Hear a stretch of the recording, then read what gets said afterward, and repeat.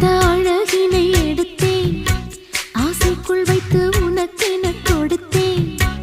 இதமாகத்தான் பதமாகத்தான் என்னை தீண்டு தாகம் தணியும்.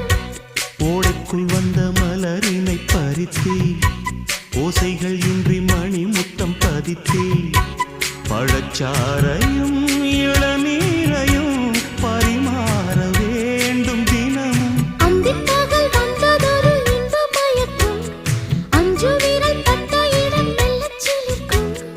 எங்கெங்கே தொட்டாலும் அம்மம்மா உற்சாகம் அங்கங்கே உண்டாகும். வா கன்னத்தில் கன்னம் வைக்க ஒத்துக்கு